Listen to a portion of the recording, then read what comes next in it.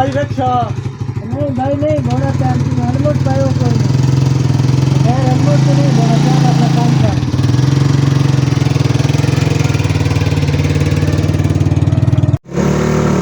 अच्छा अंदा तो क्या है को हाँ भाई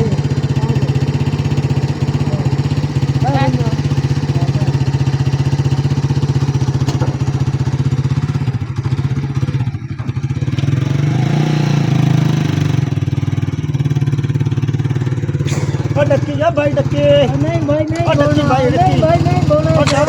सवारी बाल हेलमेट पाए भाई तेरी को हेलमेट नहीं मैं बाल बना यार भाई नहीं अंदर तू नहीं डकता भाई बाल है सवारियां भी हुकूमत तो नहीं घोड़ा भाई यार को हेलमेट तेरे को हेलमेट है कोई भाई भाई मेहरबानी कर भाई मेहरबानी